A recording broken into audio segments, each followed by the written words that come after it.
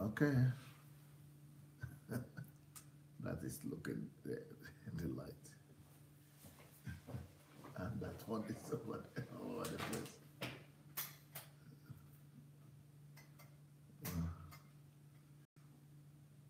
Yeah. Yeah. Okay, now we are going to welcome our friends on YouTube. After then, we're going to check on them on Facebook, and if we're able to find them, then we are going to start from there. Okay. Yep. I think you might need to move a little bit to the other side again. Yeah, just a little bit. Yeah. Good. Good. Good. Good. Okay. Okay. Okay. Now, who is there? Somebody is there. Can you greet us so that we know who is there to see us, who is with us today? So, let's see who is going to greet us first on YouTube before we start officially. Then let me know when we're on Facebook, everybody.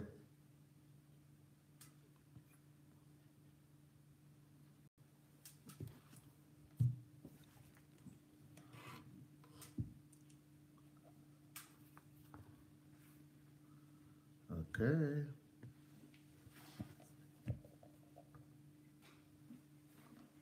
All right.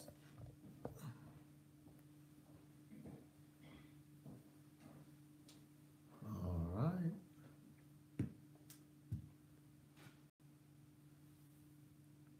So, is anybody greeting us on YouTube? When are you coming to Kyiv, Gift? You don't know? When are you coming to Kyiv? I don't know for now. Okay, okay. If you try to remove the handpiece from the computer, the headpiece from the computer, let's try and see. Maybe it will not make noise. Okay, mine? Yeah. Okay, my phone, I won't be able to hear you without the earpiece. Oh, okay, okay, okay. Yeah. Okay. Just remove it and put it. I just want to test something. Okay.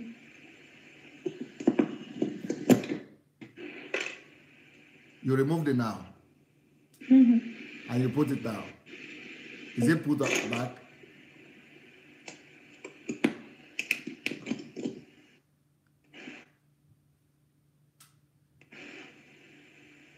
It's not affecting it. Okay, it's okay. You can use it. So who do we have there on YouTube and Facebook? Is Facebook on? Is YouTube? Okay, we are on Facebook, I guess.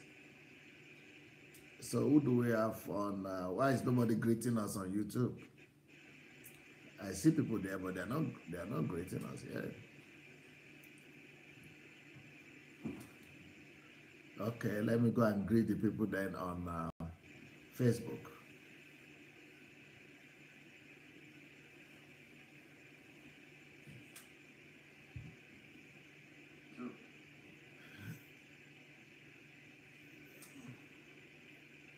Okay, hello Facebook family. Who do we have there on Facebook? Okay, we have Matondo, Francisca, Jane Jones, Monday, Clemsy Clement is here. I could guess as much. Jide Balogo is here. JD. Okay. Babi Shaye Victor. Esther Bobga. Okay. Michael Allo. Udo. Well, welcome everybody. Nice to see all of you. Please go and share the message. Go and share the link and share the message. Go and tag one or two people, and let's welcome as many people as we can today. It's going to be an exciting program. We have a star in the house. The lady we have today, she's a musical star, but a very, very gifted. I mean, and that happens to be a gift, Topsy gift. That happens to be a name. So she's very talented, very gifted, but that is actually a name. So sometimes our parents do give us prophetic, they name us prophetically.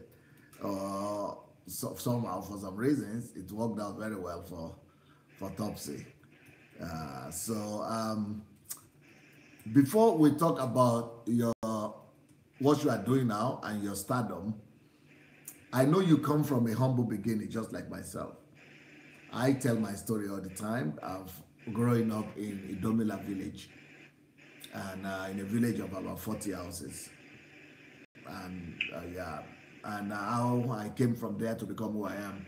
So I know that you also come from a very humble background like me.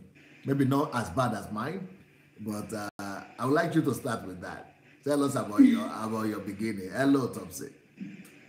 Okay. Hello, everyone. Good evening, sir. And good evening, everyone in the house, and good evening, all the Facebook fans. Before I talk about my background, I want to first of all acknowledge this privilege you've given to me. I want to say I'm grateful. God bless you so much. And I believe that I pray that somebody would learn something from what we have to say today. Okay. Amen. So talking about my background, my family, it's a whole lot of story that I can talk about it from now till tomorrow. It's like it's not coming to an end. Wow. Because I've gone through a whole lot in life, but I thank God that I'm still alive to talk about the story and to encourage people who are going through it and people who will go through it in the future. So I come from a family of 9, plus my father, my mother, and 6 siblings. And I'm from Imo State, Nigeria, Oru local government precisely. But we're all born and brought up in the northern part of Nigeria, which is Katsina State, Daura local government. That was where we're all born. But as a day when we're pretty kids, so you didn't grow up in the East? No. Because I was just about to ask you, how come you don't have Igbo accent? Right, but it took a lot of time for us to even understand Igbo language because my grandmother had to flog us all the time and then had to force us to speak the language because my parents at then weren't interested in teaching us the language. But later they started teaching us because of the pressure from my grandma. Yeah, because you are just like middle bed Nigerian, like just like nobody can tell where you are coming from. You could be from any part of Nigeria, unless you mention your native name. Okay, yeah, it's true. So, okay, so that was how we lived in Katsina State. My parents stayed there for close to 30 years of their life, and Katsina. Yes, sir. Wow. Katsina State. That is the top north. That Yes, is the sir. real north. Yeah. So by then, my father was working with an oil company called Total. And then he had so many boys working with him. He had so much money at his disposal. Yes, Total was one of the biggest oil companies in Nigeria. Yeah. Yes. So he didn't understand the laws of money and how to invest and how to save. So he was just having fun. So even though we had food at the house and we have shelter over our head, but we could hardly see our father. He comes home maybe once in a week. Sometimes we see him twice in a week, and we really don't understand where he goes to. And where was he going to? I don't know. I don't know. Every time my mother wants to ask him, it's like he's not ready to, he wants to bring up a fight, so she just let it go. It's like, woman, what do you want to have?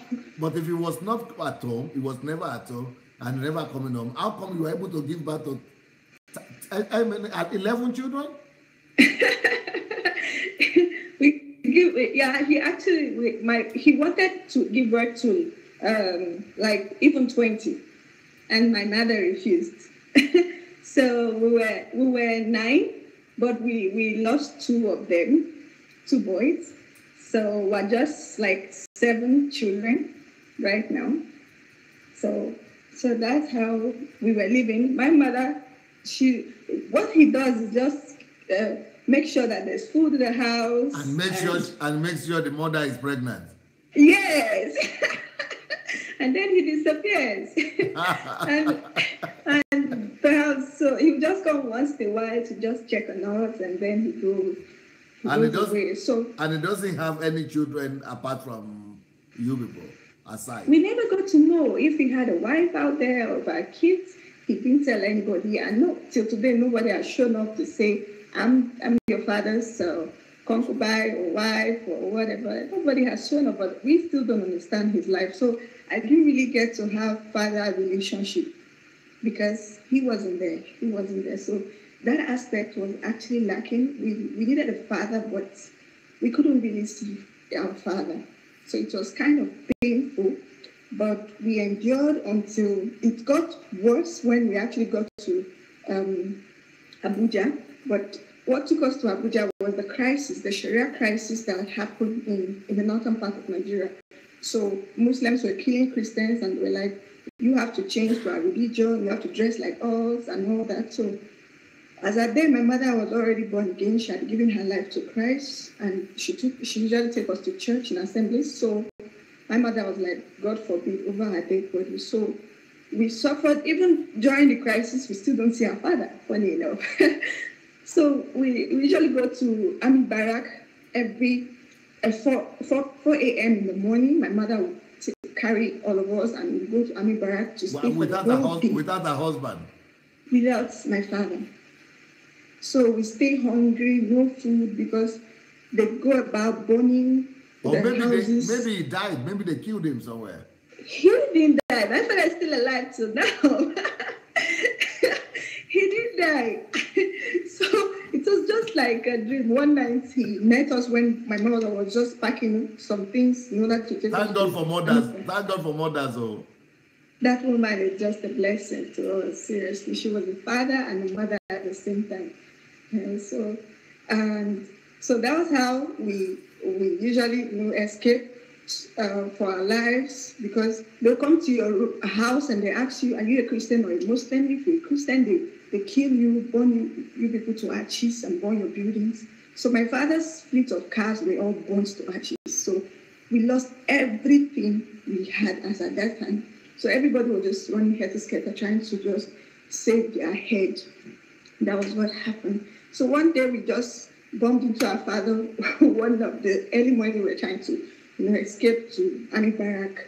And he was like, oh, that he has been busy. Also, he's also hiding wherever he was and all that. So that he wants to go to Abuja to look for a place for us. So when he gets the place, he will then come and take us to Abuja. And that is one good thing with Igbo men. They can talk. They will talk themselves out of any situation.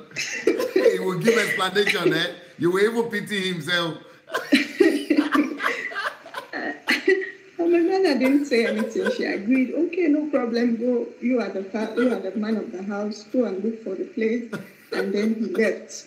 We didn't see him. We stayed for weeks, for months. This crisis was still going on. You could practically see people's head, hand, part of body splitted all over the streets. People were scared. There was no market, no food, no school, no nothing. So the people were really terrified. So there was nothing we could do. The only savior we had was that the boys he picked on the streets, that he actually made them to become somebody, were the two boys who came to our rescue, who said to us that they want to help us, that my father has helped them. They helped them when everybody rejected them, nobody wanted to help them. And my father picked them from the street and make them who they are today. So they want to reciprocate that same kindness to us. Even though they were Muslims, we had to just believe that they want to help us, because anything can happen. But my mother said that we are covered, that God is with us, that we should just agree. So in the middle of the night, they took us, put us in a very big trailer of carrying bags of onions. This heavy, I don't know, those days when you have these big bags of rice, those are the kind of bags that they put the big bags of onions, because what those guys started doing is that they started transporting onions from one state to another. So they put us in the middle of this big bus carrying bags of onions, and you could literally feel bags of onions on our shoulders and our head as little kids. So we didn't know we were even going to survive it, because there was no air from anywhere.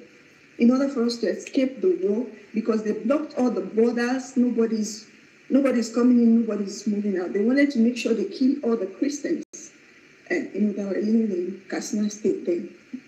So, but we took the risk. Several times we were stopped on the street, and they said, bring down those bags of onions. We want to be sure that nobody is inside.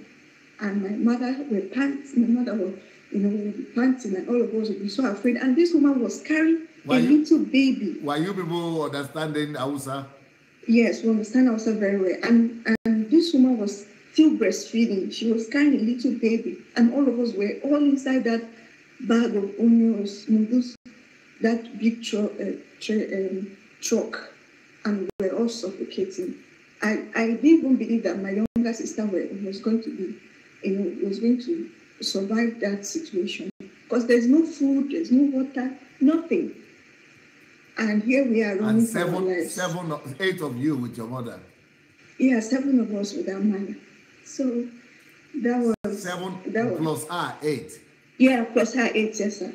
So plus her 8. So that was several times we were stopped, and they said in Hausa language, bring down the stores, and we want to check the car to be sure that there are no persons inside. And my younger sister would want to make a sound. My mother would close her mouth, and they would start bringing down the bags of onions. After some time, because the bags of onions are really heavy, so they would say, Oga, these bags of onions are too heavy. We don't think we can finish carrying them today, because they hid us inside. So for you to be able to bring out the onions, you really have to go through a lot. So the boys were with you? Sir? Those 2 boys, those 2 Hausa boys who saved your life, they were with you? Yeah, one of them was on top of the bag of onions, and one was the driver. Okay. So they were the ones convincing the people that there are we are also Muslims. We won't lie to you. There are nobody here.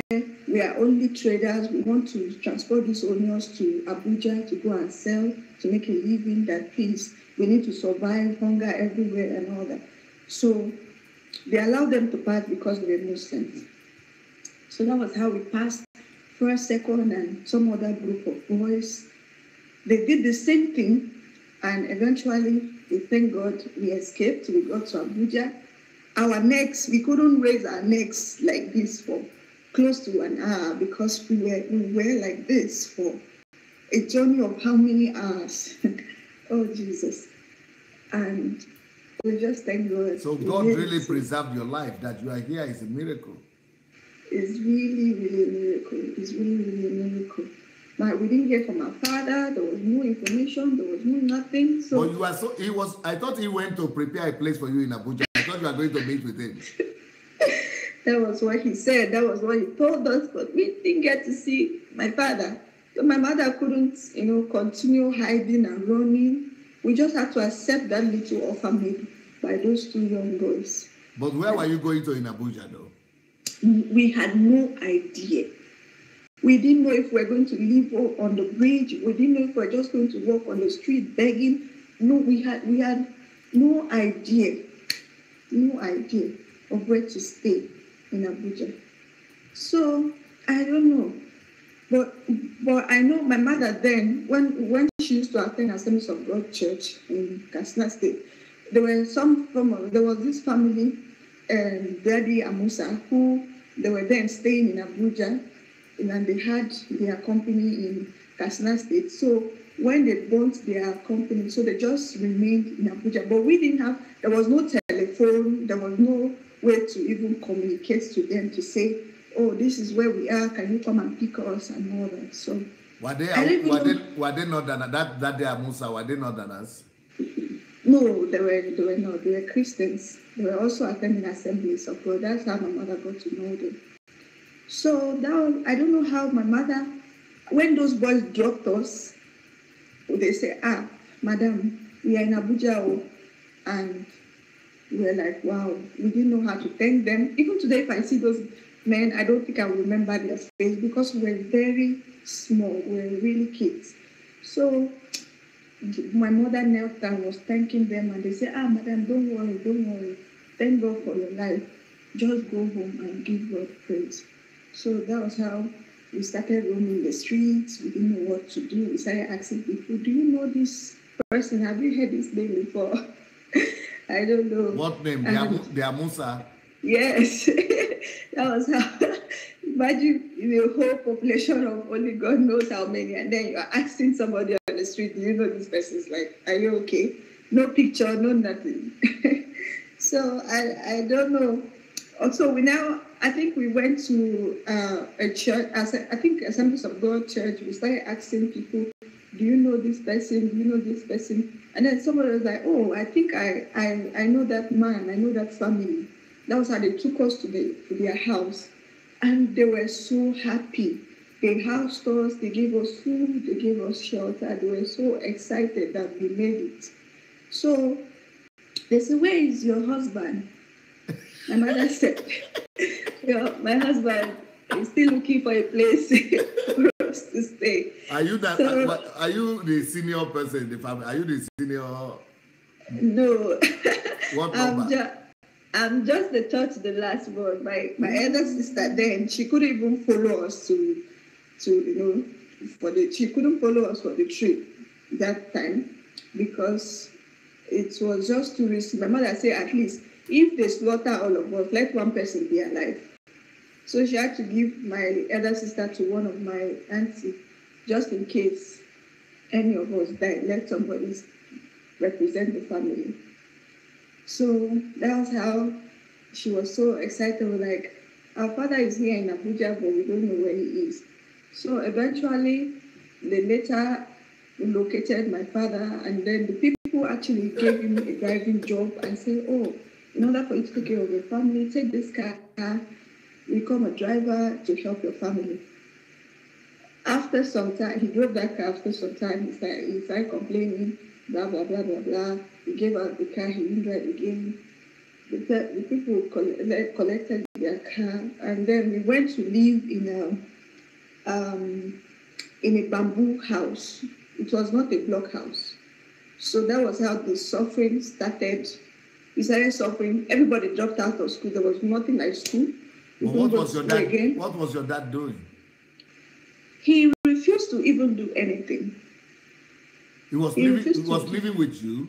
Yes. He refused to do anything. So what my mother couldn't take the load, the workload was too much for her. So we had to go into farming. We have to be farming in order to sell some of the products. What was your mom doing before in Katsina? In Katsina State, my father refused her to do anything. She was not working? Yeah, she wasn't working. He was like, you have food, you have everything you need, why would you work? So I just wanted to sit here and just take care of the children. So she wasn't doing anything. She wasn't just doing anything. He was providing that time. Yes. But now he is the one who was not doing anything. Yeah, he wasn't doing, and he wasn't ready to do anything. He wanted to just continue that life he used to live, the big man life that is no longer there. And he wasn't ready to face reality. He wasn't ready to face reality. So he abandoned everything. He was like, I can't do anything. I can't start from the scratch. So what are you going to do? How are we going to survive? He said he doesn't know, but he can't do anything. So in order for us to survive, we had to go into the farming, and that was how we started farming. We did a lot of things. We were selling stuff on the street without good clothes, without shoes. We were selling on the streets in order to help our mother make some money. For years, we weren't going to school. You aren't going to school? We weren't going to school. For years, we weren't going to school. There was no money to train. There was no money at all. But Even the free education. How come you are speaking good English like this? I got to learn from other people, because then I remember when they sent me to go sell something. After I finished selling a little, I would go to these government free schools, and then I would stay at the window and just be looking at what the teacher is teaching the student. Sometimes they chase me away and they say, "Oh, what are you doing here? You are not with a uniform. You are not our students," and all that. So I'll trek back home. I'll go tell my mother that I want to go to school. She'll say we should be with her little by little. We'll go to school. But will it be possible for us to invite that woman here one time? I want to see her. Cry. Be free to cry. Don't be shy about it. She'll be so glad.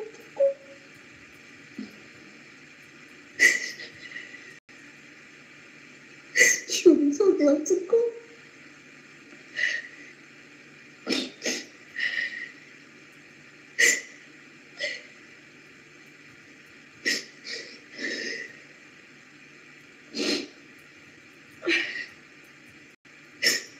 So that was how we sell.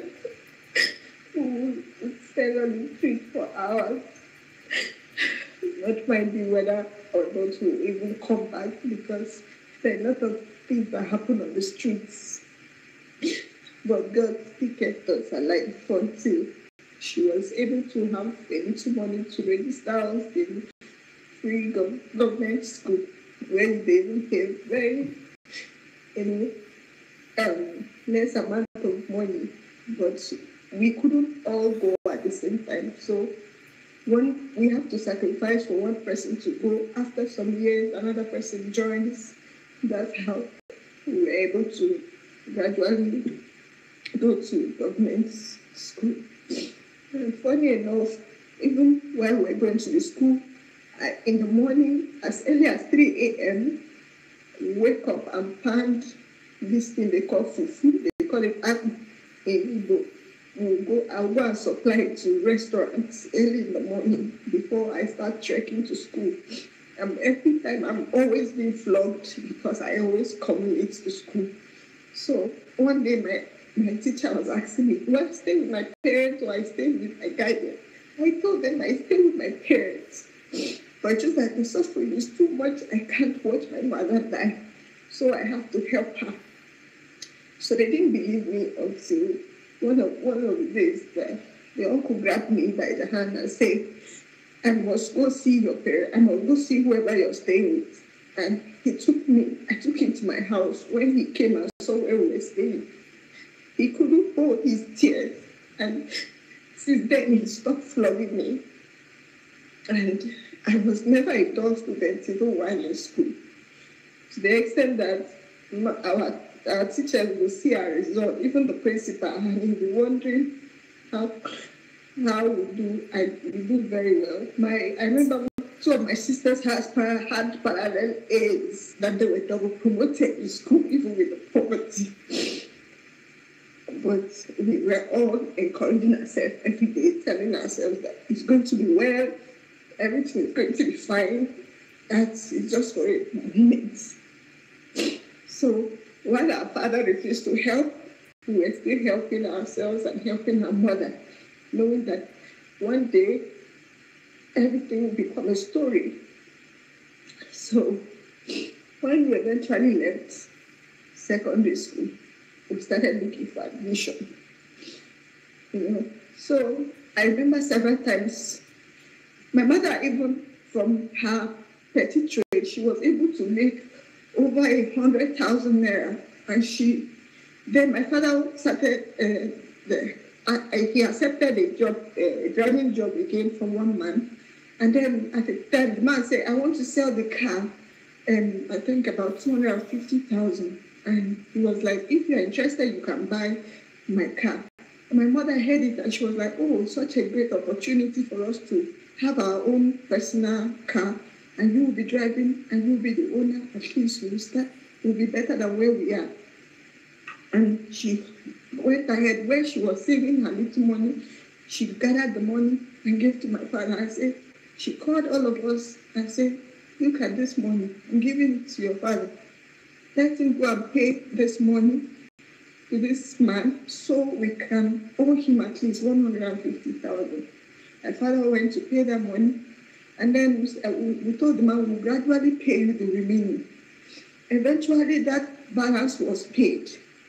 It was as if when my father then owned the car, the whole thing became worse. He was not even coming home all the time. He was not having too much money because in Abuja, you make a lot of money from driving. He was no longer even providing food. We were now wondering, why are you like this? Why do you hate your family so much? Why are you not a good father? Why are you not a good father? Why do you want this woman to die? But he wouldn't even listen to us. Several times I went to my father and I begged him for 4,000 naira to go and buy jam for. He refused. Immediately I left secondary school, I started working because I knew that if I don't, I am just going to keep suffering and nobody will care for me. So I had to, the very day I finished my WAEC was the day I got a job in a supermarket, and I started working as a sales girl in order to help my parents. So my father would tell us that he's not ready to train anybody in school, that anybody who wants to go to school should train themselves. And then I said, one day I asked him, I said, then why did you give birth to us if you know you're not going to cater for us, we know you're not ready to take care of us? He said that he just wanted to be among the people who have children. So that's why he had children. So if we're not ready, after but you all, have 9 children, 9 children. If you just wanted to be among people who have children, then why having so many? Why not just have 1 or 2 to just be among those people who have children? But to go and have 9 children, 9 children, and then not take responsibility for them. I think this problem is all. Even the 9 was too small for him. He wanted more.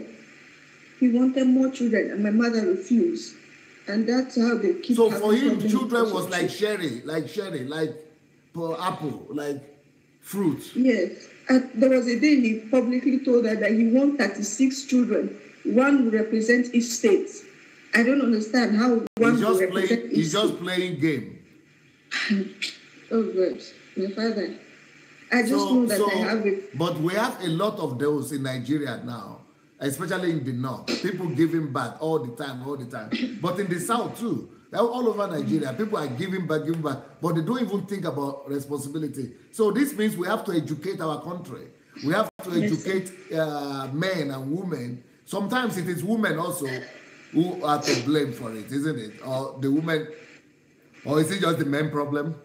It's the man that is the head of the family. Most times what he says is final. If not that my mother fought her way through, they would have still been having children till today. She refused. That we haven't even taken care of the one we have, and then you want more children.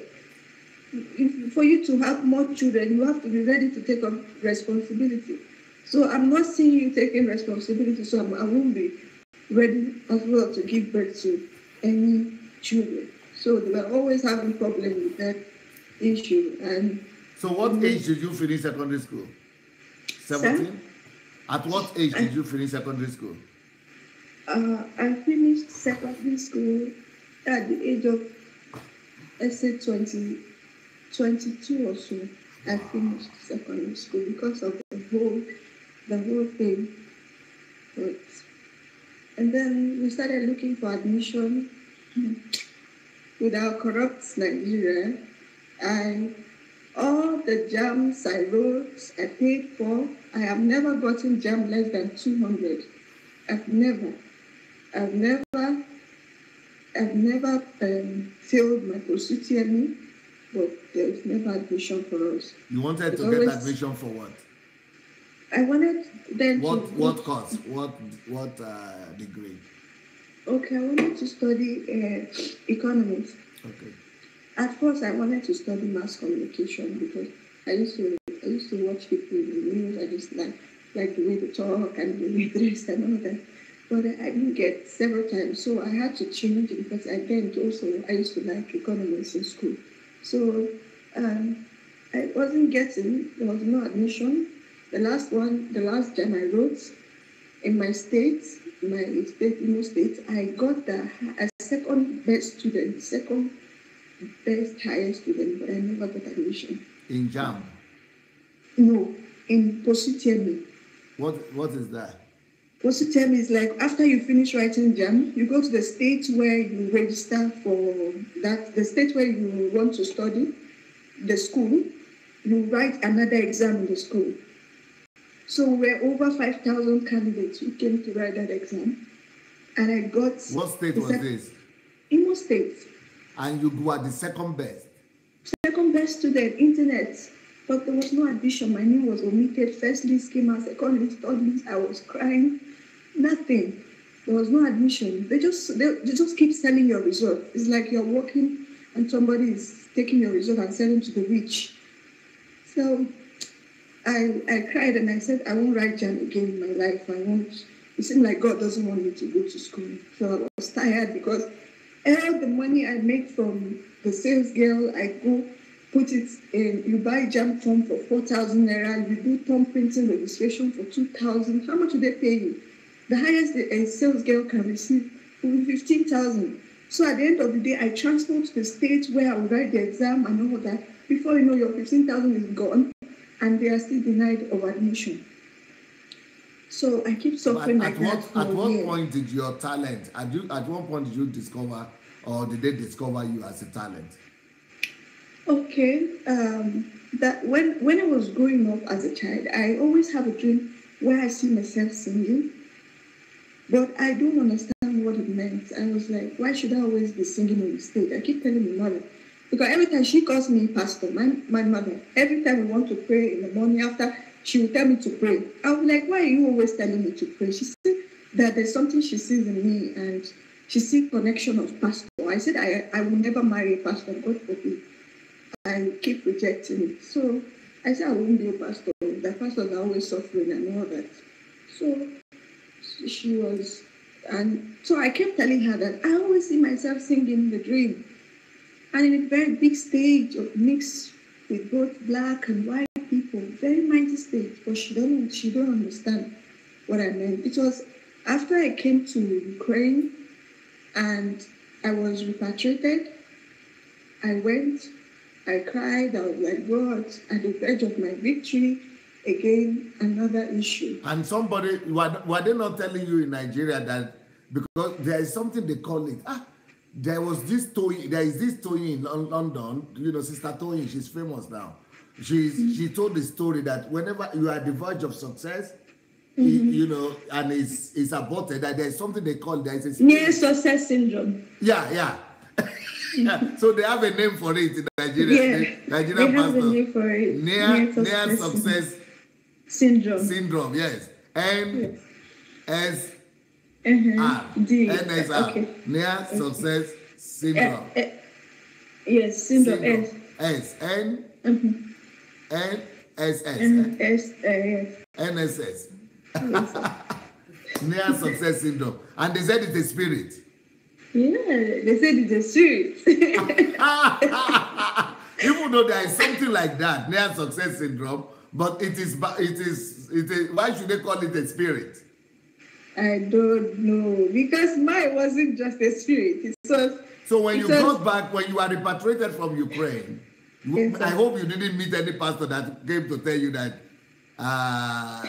it is near success syndrome. What even happened is that they did not even believe that I came to Ukraine. They all said it's a lie that a poor child can never travel abroad because they all knew that I came from a poor home. So none of them believed anything that had to do with abroad. It was even after my wedding, when they saw your picture, that's when they believed that I'm in Ukraine. They didn't believe that I even went to Ukraine and was repatriated. None of them believe anything. No, but what about the church, the people in church, the Christians? It's the people in church I'm talking about. The people in church, they didn't believe any of my stories because they say I'm from a poor home. So how would they even? Where do I even start? You know how much it costs the school abroad, and all that. They didn't believe any of my stories at all. They started believing when they saw the wedding picture and your picture. They knew that you're not in Nigeria. So how come your picture is there and you're the one who joined us? So they just had to believe that, wow, this is actually true. Now I want to talk to your mom because now I know her story, but I'm going to give her two choices. I'm going to talk to her maybe by the anniversary in Ukraine. Our anniversary will be in April, after winter. I'm going to give her two choices. Would she like to come to Ukraine, or she would rather I give her the money? Maybe she would like to use, maybe she has a need, or she wants to use the money to take care of maybe your siblings. Do you still have junior ones? Yes, I still have. Yes, I have. My last one is still not in school yet. I have a brother, just one brother, and one other with my sister. They both school in Ekiti State University. So how are they? How is your daddy paying now? Till today, not one kupe, no one naira comes from my father's pocket. It's not. Oh Jesus. Hey. But is your mother having a better place now? I hope she's no more living in that bamboo house. The house right now, it's not really different from the bamboo house. The only thing, the difference is just the block. But the suffering is still there because there's no help from anywhere.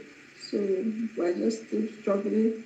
In fact, some of my brother and my sister that are in school, they will always tell me, I need money for this, I need money. They thought also work. I told them, I'm also a student.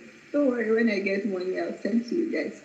But it's going to be fine. So even them that are in school, they are the one trying to also, because once there is holiday, either my sisters they come back and try to hustle for money in order for them to pay fee for handouts and pay rent and all that. My father today is not ready to do anything. Okay, what about your talent? But you started singing in Nigeria. I even saw a video clip of you. Yes, sir. So it was when I came back, when they repatriated me, I came back. I cried and all that. So my husband had to encourage me to, why don't I do my songs? Because I started writing songs when I was in Nigeria. But I wasn't ready to go into music because I really didn't see myself doing music, even though I used to see it as a dream. So I didn't believe it was my calling or purpose. I was even telling God that I don't think I can do music because I'm not very perfect in this music thing. A lot of people are perfect. Why don't you call them? So he was one who kept encouraging me, and so why don't you give it a try? So I said, okay. So the little money that remained when I came back from Ukraine, I had to go to the studio and we did the first track. It was impressive, and people were like, wow, this song is great. They started inviting me to different churches to do the song. I was like, wow, God, I never knew this was actually. I also invited another girl yesterday to come and sing on Monday. And they sent her back at the airport too. Hey, Jesus. You know what that means, right? Very depressing. Jesus. I know what that means, sir. Very good. It's terrible. It's really terrible. It's so painful, huh? It's so painful. Mine was like, I was so cold as well. They put us in one place like that. I was the only girl in that place. Every other person were male, and I was the only African as well. Ooh. I was the only girl, I was the only African. Everybody was white, different countries. You ask them, do you speak English? No.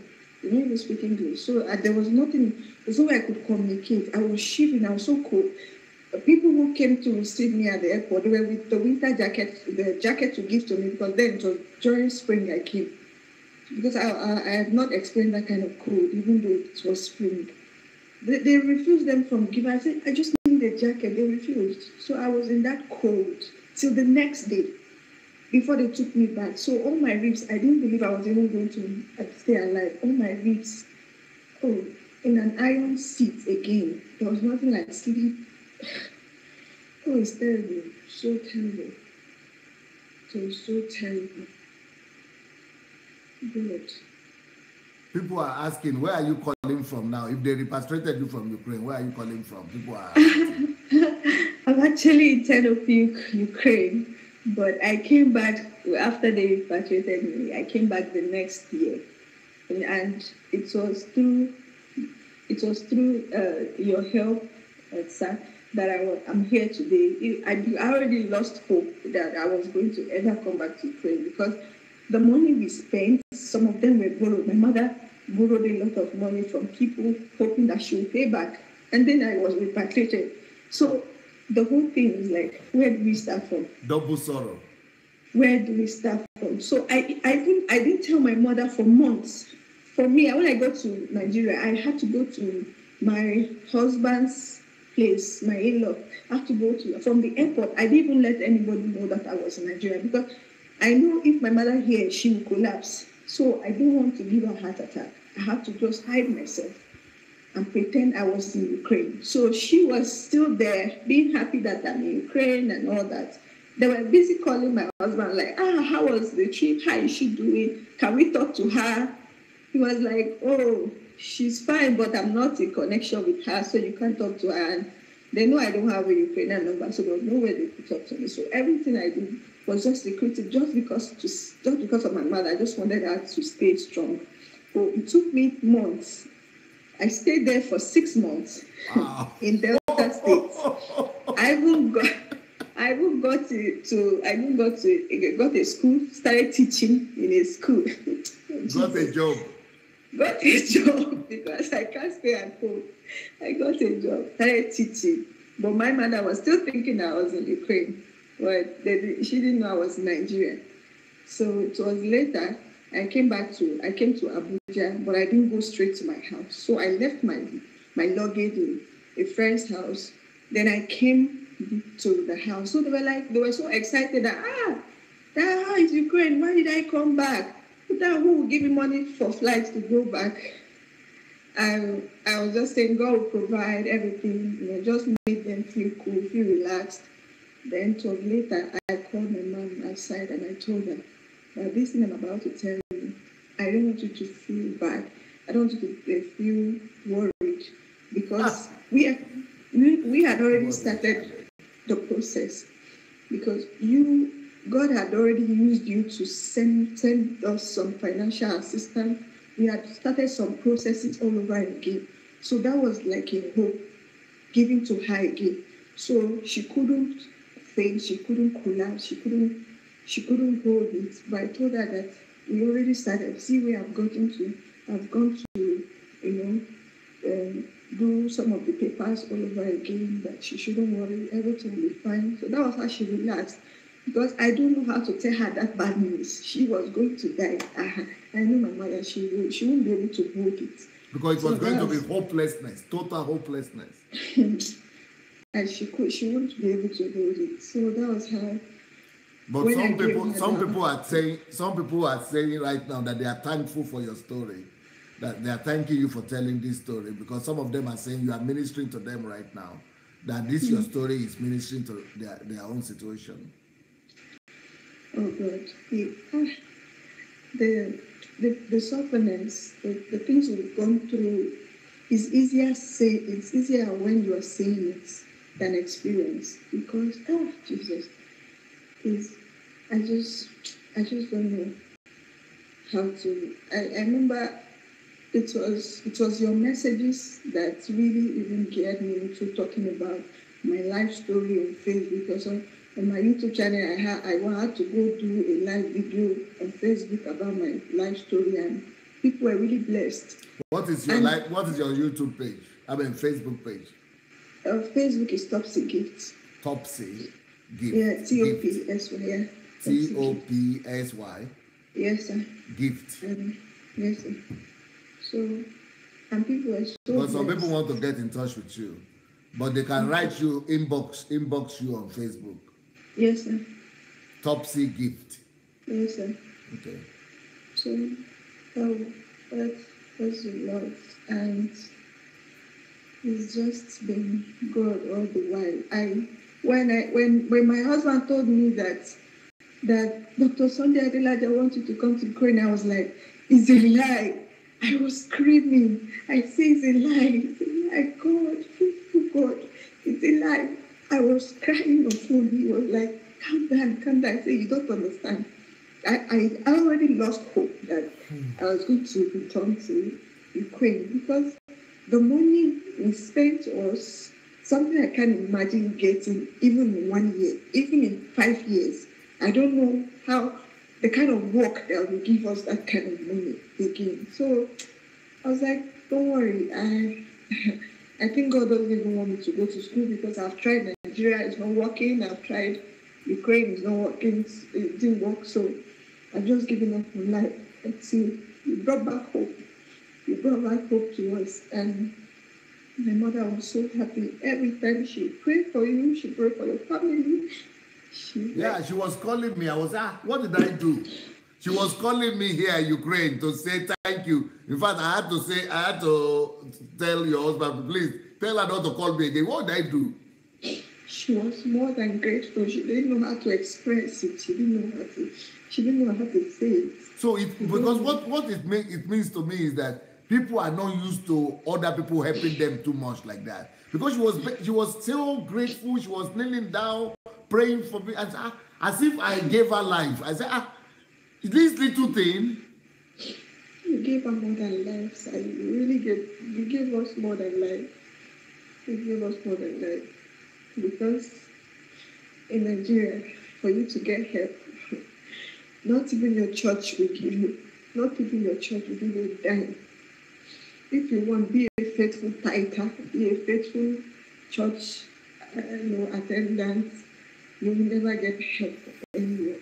You keep writing letters. They made me write letters upon letters, but we never got anything from any help.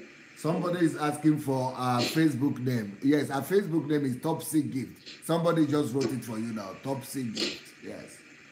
So now, if things are so bad like this, it means that Christians are not being Christians, because Christian nature is love, compassion, love, empathy. That's supposed to be the nature of Christians.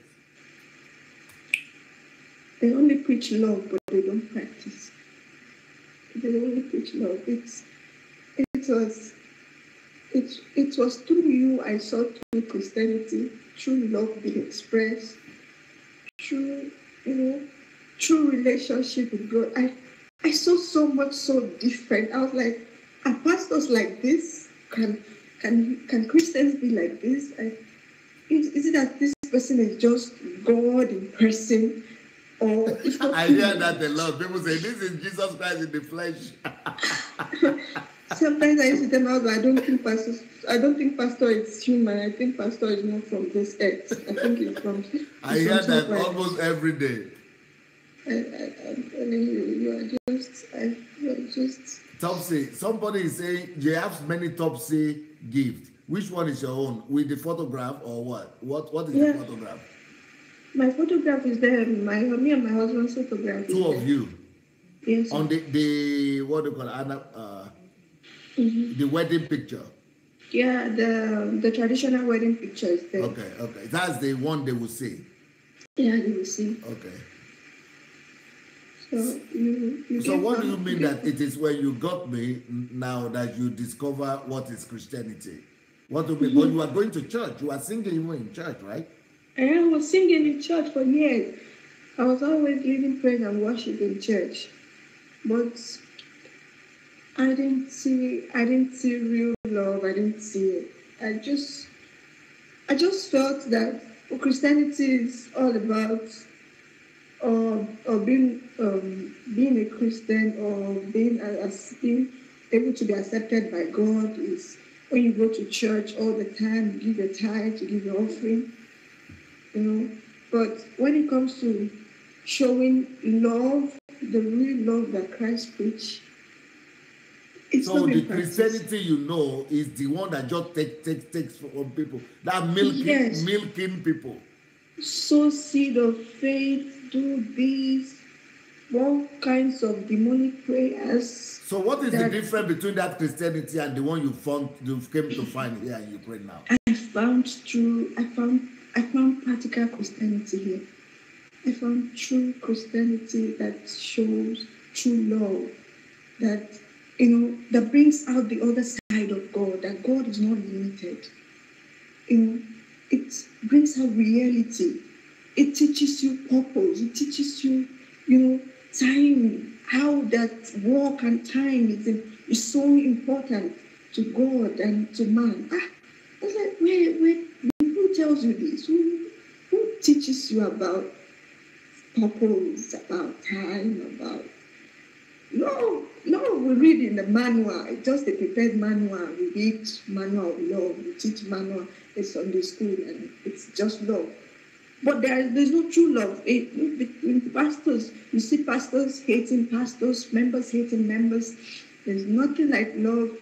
People want to get something from you before they give you something. People don't really give because it is it is commanded of us to give by God. They don't give from a pure heart. There's this hypocrisy. There's this atmosphere of hypocrisy that people want to give for show off, so others can praise them just in the public.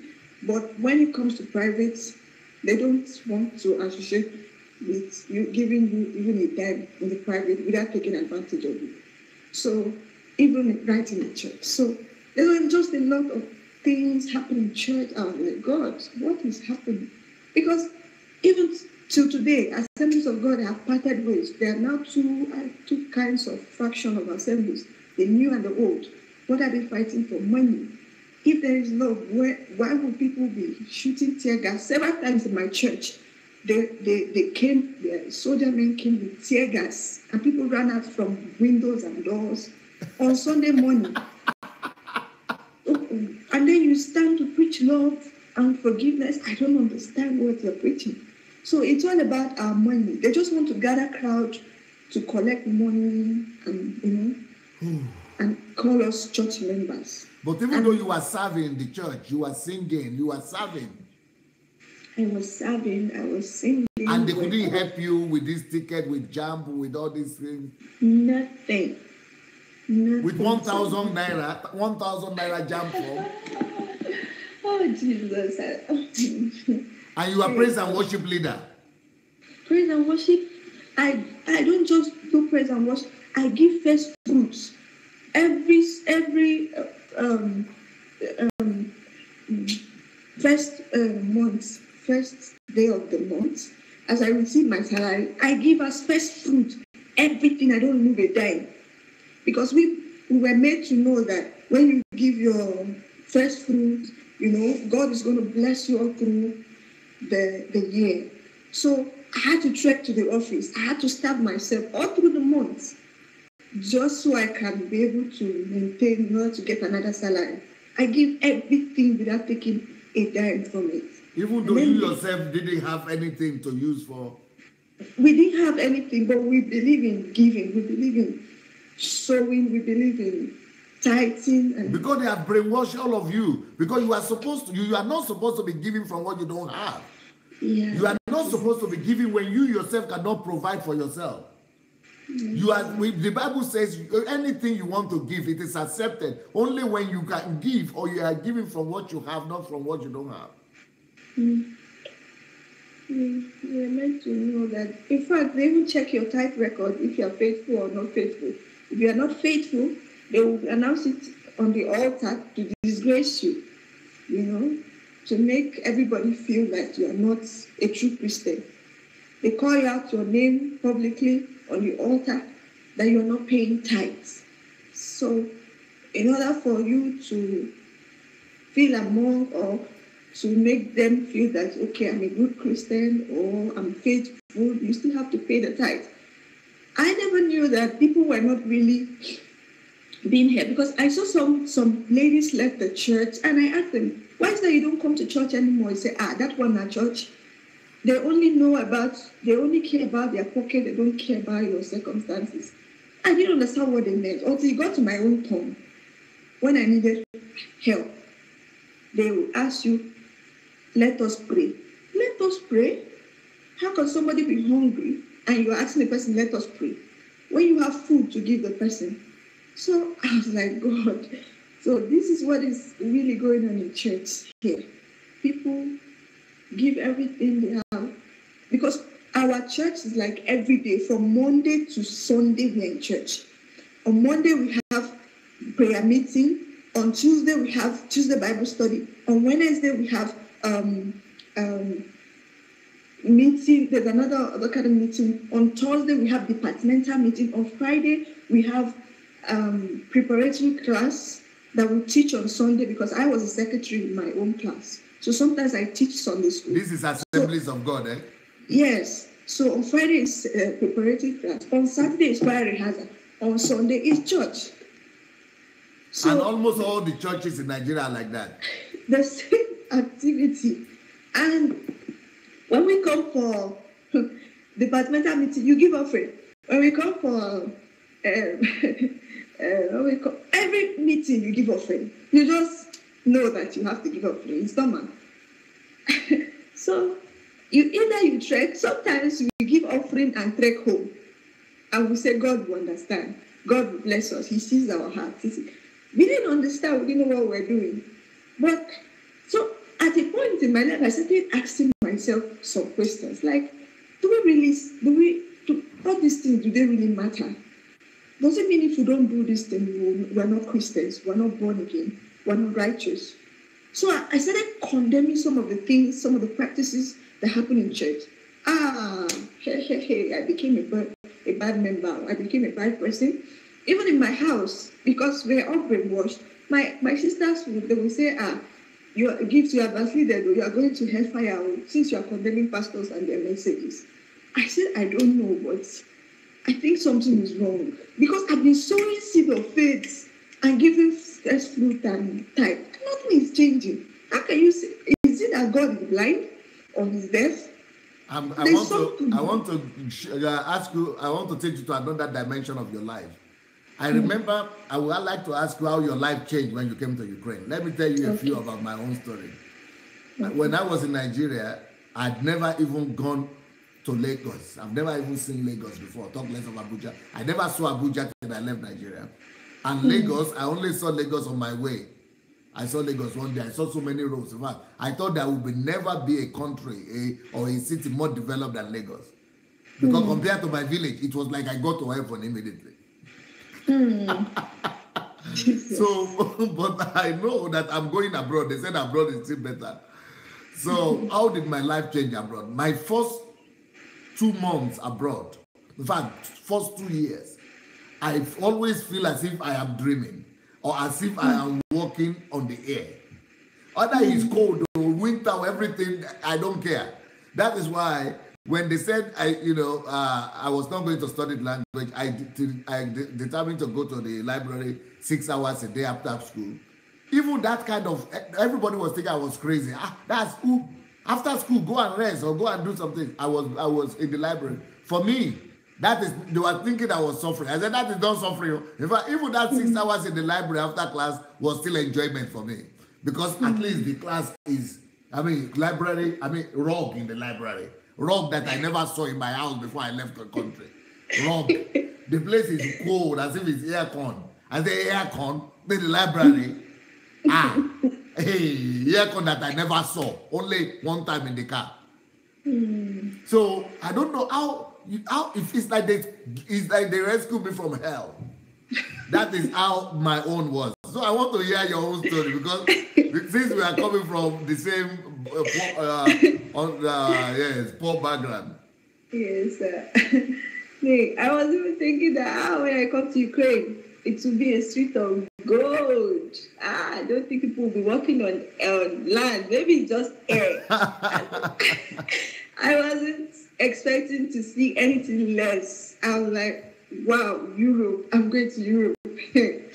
Starting from the time I got into the plane, I've never entered plane all my life. And when the plane started going on, I was like, God, God, God. As if the thing was shaking like that. I was like, God. It's like we're going to crash. Like something is not right. And people that everybody that entered plane first time always felt like that.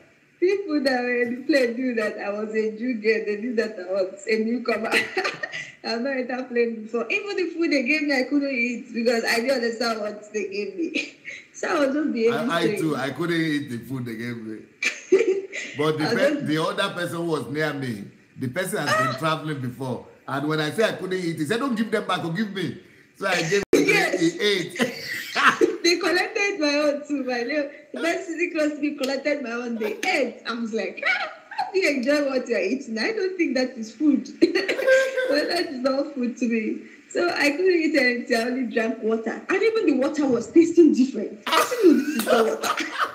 There's something in this water. I was, wow, this water is sweet. For the first time, they say water is tasteless. Well, this one is tasty. That's the kind of feeling I was feeling too. It was so nice. I was so excited. This is the kind of water we're drinking. There is life in this place. So when I got to the airport, because the water in Nigeria is not always as processed. That's why it's tasteless like that. Water is not good, not very good at all. So when I got to the airport, wow, Jesus, I was so excited. Like, God, see the floor. I was even trying to see myself in like a mirror. Like a mirror, it was shining. I was like, God, see how this floor is. I was so excited. I was just looking around. Yeah. Hey, passenger, you can go. I was like, yes, I'm going. I'm just so excited. So when they finished checking my documents and I came out, I was like, wow. So I'm in Europe. I was so happy. I was like, God, I made it finally. I was so happy. And then I didn't even struggle. I got into a car. That came to pick me from the airport. The school authorities sent their people to come pick me. So they drove me all the way to school. I was just feeling like a celebrity. I was just sitting at the back of the car. So yeah, because especially remembering the past. Because in my own time, when they were picking me like that, I was remembering where I was coming from. Jesus. I was like, so I'm not going to be seeing those things I see in Nigeria. Poverty, suffering, smoke. We were cooking with firewood. There was nothing like electric, gas, gas cooker and all that. So it was with firewood, to the extent that I started having a chest problem. When I went to the hospital, they asked me, do I smoke? I said, I don't smoke. They said because they saw a smoke on my chest because of the constant inhaling of the firewood smoke. So that is my own too. When I was in the village too, we were only cooking with firewood. But in my own case, it was not the lung, but smoke entered my eyes. My eyes were always red, as if I was using agbo or what do you call it? Weed. Weed. As if I was using weed. And my eyes were, in fact, I never believed that. At a point, I had agreed before 19. I left Nigeria at 19, but by 19, I had given up that I would not be blind. I knew I was going to be blind by 20. If I had continued that lifestyle, I would have been blind. In fact, I had assumed that by 20, in fact, I thought I was already blind. But when I left the country, and because my eyes were already messed up, I discovered that I was not blind, and my eyes are still seeing now. I'm still, up to now, I can't forget it. I'm still surprised. So So that was how, even when I came to Tennepill, when we came to do X-ray, when they did me X-ray, they said, do I cough? I said, I don't cough. They said there's a smoke in my chest because, for you to stay in the hostel, they have to do you a proper medical checkup for you to be sure that your health sound. And if any problem, they report back to your school. So they delayed me in that hospital to be sure that I don't have TB. To be sure I don't have TB. So they noticed I don't cough. But they were wondering why I have smoke on my chest. But I knew it was from Nigeria. That thing happened. So later they let me go. But you see now why I have to go back to Nigeria. I have not. I will not live on this earth. It will be as if I have not lived on this earth. Despite everything I have done, it's like I've not lived. Talk less of doing anything. I've not done anything until I go back. Oh Jesus! I have to go back to change the lives of my people like this, people like you, people like this. I've got to go back.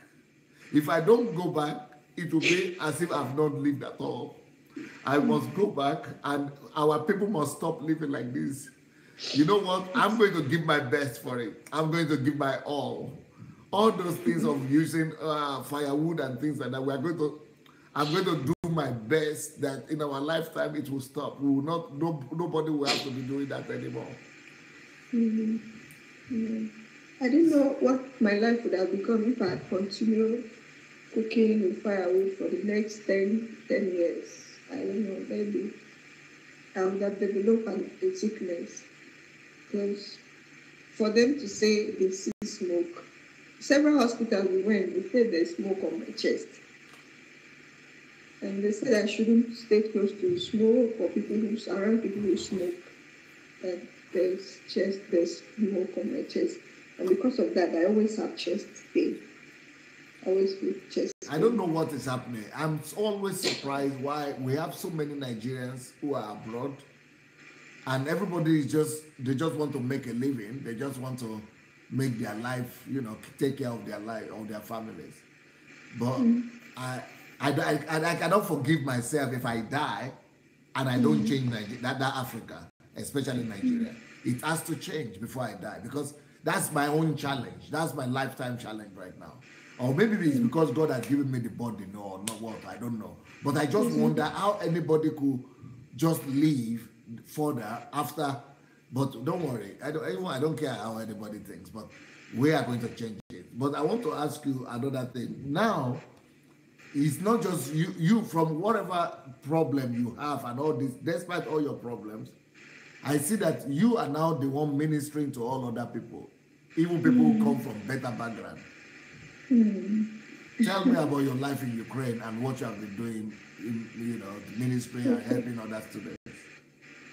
Okay, so when I came to Ukraine, you took me and kept me in your house. You fed me, and I felt so much like I was with my family.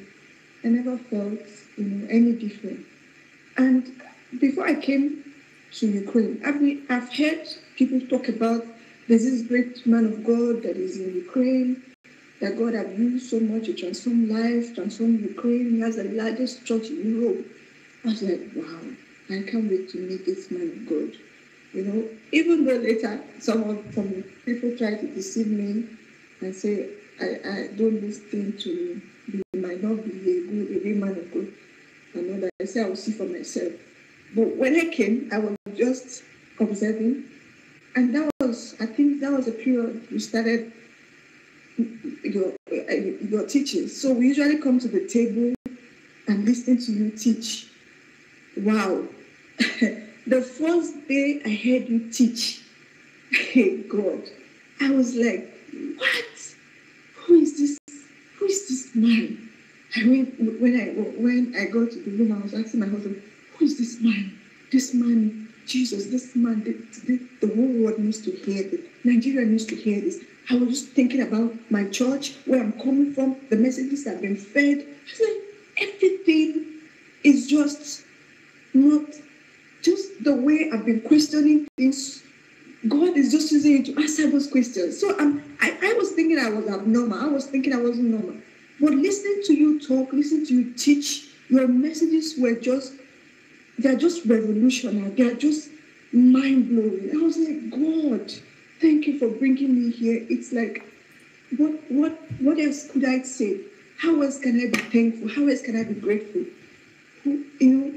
Could there be men of God who are true, who are sincere, to telling people the truth? I was so amazed. So I couldn't stop watching. Every day, we always, come down to watch. Even when we finished the registration, I went to my school. I kept watching. I couldn't stop. Sometimes at home, I had to stand to watch you. I had to stand. I would be screaming. I said, Jesus, Jesus, Jesus, this is so true. This is so true. I would be screaming. I said, God, thank you for bringing me here. Thank you for this privilege. Thank you for opening my eyes. Thank you for connecting me to the right people. I was so blessed. So out of this burning passion and truth that I heard from you, then my husband started an academy called Heroes Academy, where on Sundays, apart from the normal church messages, we give an hour to teaching your messages.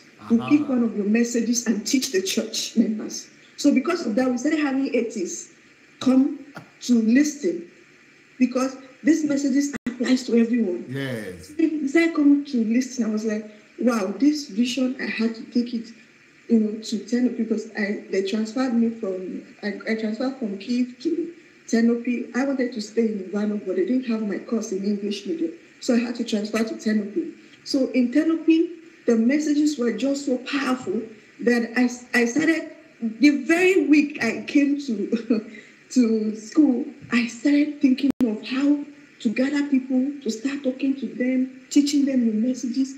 So until March, I was like, okay, no, I can't procrastinate anymore. People need to hear the truth. So I invited 1, 2, 3 persons. And the first time, just 2 persons showed up. And I taught them the topic on purpose, which I got from you about the topic of who am I? Why am I here? So that topic, it to me is like the first thing to begin with. Because if you don't define your life, you don't understand your existence, you don't know who you are, you will not be able to manage time and every other thing that will follow suit. So I see the message of purpose as the very root, the very beginning to teach anybody. So the first message I taught them was the message on purpose, and I titled it "The Need to Discover Your Purpose." And people were like, "Wow, where did you get that kind of message from?" It was so interesting. I said, next week you have to look for people, bring other people. So every day I go, to room by room. I greet them. I say, "My name is Gee. Please, this is what we do. Just 1 hour. Believe me, if you come once, you don't like it, don't come again. I beg you, don't come again." So like, you always challenge us to come for this your program. So anybody who comes wouldn't want to go back, because what they hear is not what they teach in school or in church or in mosque. So I had Muslims come to my room to listen. I had Christians from different background, from different belief. I had even those who say they don't even believe in Christ. They're tired of going to church. That church is all about money. They were coming to my room. I had senior colleagues. I had people. I was just in first course, but I had people in final year. University students in final year. I had fourth course students. I had third course students. I had people who were far, far older than me. But I was like a very little child who was just burning out of passion. So I started teaching them step by step on how they can discover their purpose. And to God be the glory. At some point when I teach them this thing, some of them cannot even stand. They cannot even sit down. They will be screaming in my room. Every Thursday, people used to bring their chairs from their hostels. They will be bringing their chairs because they know I have just a bed and then one chair. so that God will not be able to contain us. So before you know, we were growing, we were close, we were more than 20. We were growing so rapidly because they were hearing things they've never heard before. Muslims they will be calling me, I don't want to miss today's section, or I don't want to. They even tell me, record it, please record. Anybody know me? I created a WhatsApp group, Heroes Academy WhatsApp, Heroes Academy Skype. So anyone, if you miss, we send the audio to you, you listen. And they were so grateful. So your messages gave me a meaning, made me relevant. People now began to look up to me for advice, for teaching. What do you think I should do? How do you think I should do? I was like, God, who could have known that, I would be relevant on earth? Who could have known that, I had something, to teach somebody, if not that I learned from you. So your messages got me so strongly that I couldn't wait. I share even on the streets, funny enough. I was running mad. God, But in the street, but they are speaking Ukrainian language now. No, not Ukrainians. Though I've talked to Ukrainians, but some of them that speak English. I've talked to some of my professors, and there was a woman I talked to. She knelt down. She forgot that we were in class because we had a combined class from law students, international economics, and we had computer. So we had three groups. You are studying economics. International economics, yes. So we had three groups of students in that class. So when she finished teaching, during the break time, we were supposed to have like 2 periods. So during the break time, so she was trying to say that she has been in this teaching for 20 years of her life, and she can't really find anything she has been working for. So I just saw it as an opportunity to teach her something. So I started teaching her. I taught her purpose right there. I taught her the rule of 10,000 hours. I taught her time management, conversion. I was teaching her, I was using examples. I brought an example of Mark Zuckerberg, I brought an example of Malala, I brought an example, things I learned from you. And the woman started crying in class. This is a professor. She started crying. This is a Ukrainian professor. She started crying. Do you know what she held my hand? She said, Obi, God bless you. God bless you. She was kneeling down. I said, Madam, don't kneel down. No, don't kneel down. She said, if I had known this thing that you are telling me long ago, my life wouldn't have remained the same. You know what the Russian people here in our church do? They just take one of my books, anyone, and start it. And that's how they start home groups. In universities, in schools, at work, in hospitals, they just take any book. Life is predictable, for example. They just take it and start a group. They take another one just take it. Every book is a different group. And some people start church just on the books. God, your books and your messages are just... So you started speaking to all the foreigners in the street? Yes. So when I moved on the street, I asked, do you speak English? And they're like, little. So I just tried to say the little, I just tried to break it down, little, they will understand. Sometimes they just laugh. I know they don't really understand. But the English speakers, the foreigners, how are they receiving it? The foreigners, they were so amazed. And you are a new student. Normally, new students are always, more quiet. Yes. But the fire that I got from your messages did not keep me quiet. Wow. I couldn't look at myself as a new student. I just saw opportunity to liberate people just like you have liberated me. So I just want to talk to people. Don't waste your time. Don't waste your life. You just have one life to live. I was just on fire, trying to talk to anybody I see, any student I come across, And I remember one guy told me that, I'm just a new person, that very soon that, the fire will go. The fire will quench. I was just laughing at him. I said, if you know who I'm listening to, the fire, as long as his own fire has not quenched, I'm still learning from him. So how will my own fire quench? Yes. So I said, I wish you can be humble enough to listen to this man of God I'm telling you about. He wouldn't want to listen because It's just people that are biased. They compare churches, and I said, this is not about church. I'm talking about life transforming messages that can change a Christian, a Muslim, an atheist.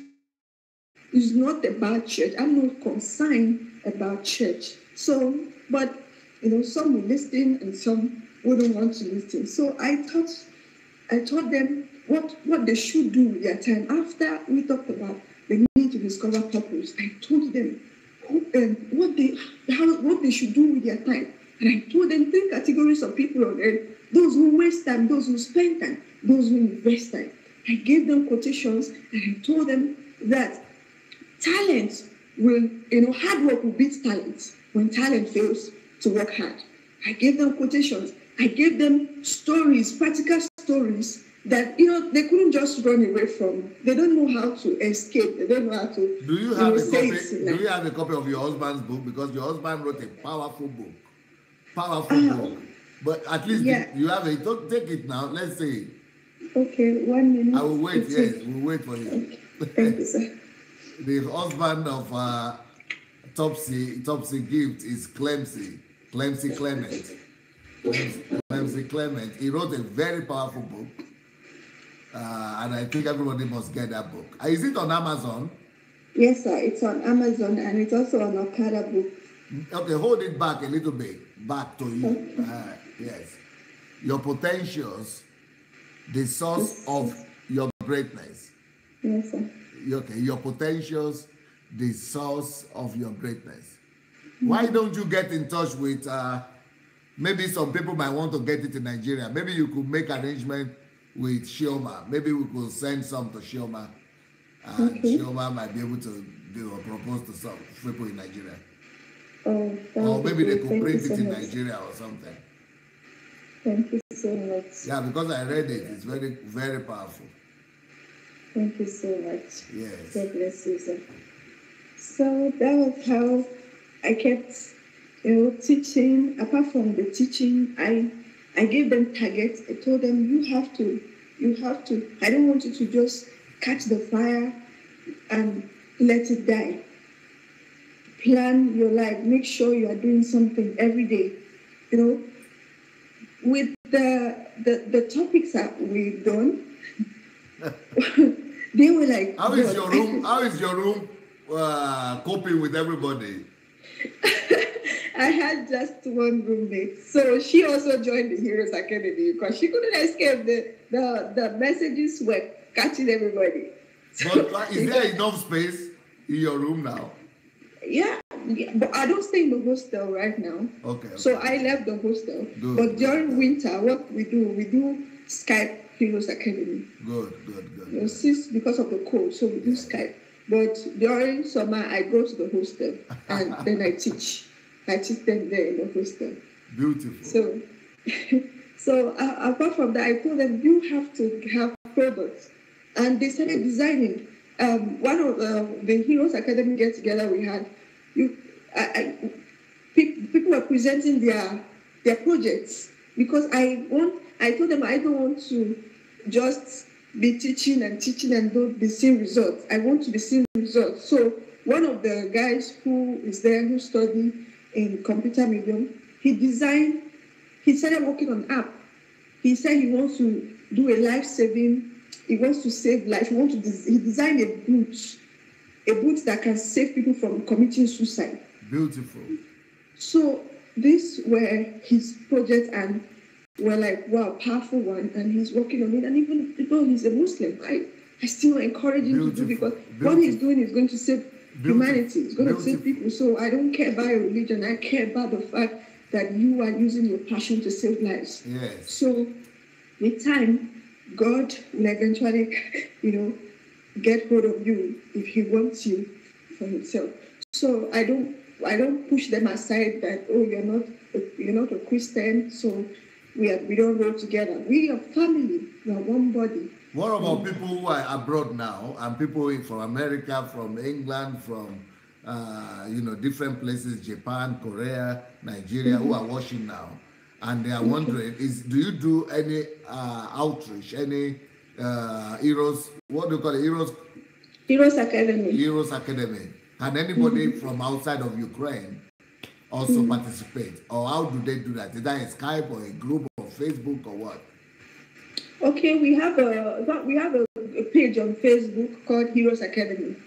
So so what we do is during summer we usually do live videos. We pick your messages. We teach on Facebook Live, and we have people join from different places, and we post it on our YouTube channel. So people who are on YouTube still watch afterwards. Later on, watch. So that's a group on Heroes Academy. We still post those messages on the page, so people could watch later on. So apart from even the Heroes Academy, I got the passion of even writing books. I started putting up titles of books I want to write because I said I want to be a blessing to my generation. I don't want to die empty, just like you have always encouraged us. So I started a book titled "I Am a Woman, I Am a Human," because I just saw that that is necessary for Africa. What a book! That will be a bomb for Africa because I'm a woman. I'm a human. Wow! I would like to promote that book myself. Thank you, sir. So I believe the book will soon be ready because I've been on it. So I've just been so passionate. At that book, I put some of the experiences we went through as kids, and then how my father, constantly, abused my mother. What is he saying? What is he saying now, your father? He's even trying to ask me to send him money. It's a parasite. Look, there is Mayo right here. Look how she's looking. Come. She has a question for him or for you. You can't believe it, eh? So you can imagine. I never had a father love. I never had father relationship. My relationship. is totally crossed. There was nothing like father. I never had one. I used to tell people I don't even have a father. He exploited your mother. Now it's your turn. Yes, it's my turn. To be exploited. But I don't even listen to it. At the time he even said that women don't have value. He told us that we don't have value, that we end up marrying and staying in the husband's house, so we don't have value. There's nothing about women. So we said, okay, why don't you train our brother? At least you have a man. Say men have value. He even refused to train the man. So there's never a place you hold him accountable that he will not escape. He always find something to escape from. Topsy, I can't believe it. Time has gone so fast. In the next 30 minutes, we are coming live now. So maybe you have to come back again. I think Julie might have to invite you for maybe, because it's like we did Kingdom Fruits today. We have to do maybe one of the books or any of the topics again. It's so interesting listening to you. In fact, I don't think there have been so many comments and so many passion of people in this my 7 o'clock program. Like with you, people are saying we should do part 2. Even people are writing part 2. We should do part 2 now. So thank you so much. Touching. Thank you so much. Both tragic and comedy and everything mixed together. And I want to thank God that you came, because this kind of story, they remind me of where I come from and they remind me of my future. It's my personal challenge. I don't care what the government will say, what the government is doing. It's my personal challenge. Nigeria is my personal challenge. If Nigeria doesn't change, I've say that I've not lived. But God, if God will let me to live, I bet you, I say in the next 10 years, we'll see Nigeria by the grace of God. But God has to let me go when it's time from here. And when I leave here, we'll begin to work full-time for Nigeria. It's a pity that right now I cannot start, but once I begin, Nigeria and every Nigerian will feel it by the grace of God. Christian, Muslim, anyhow, something will change for the better. And people like us, you see, We have so much gift, so much. Can you imagine how people like you have been wasted? People like you have been wasted every day. I too. I was in the village where people I just I would have been wasted if not for scholarship. And many people have been wasted. Like many people are wasted. Media millions every day because they are not given opportunity. So when you come to Kiev, maybe I don't know when, anytime we are going to talk about your mother. Please remind me because I could forget. But please remind me. Thank you so much for your time. Thank you so much, God sir. bless God bless you. Have a wonderful evening. Thank you so much.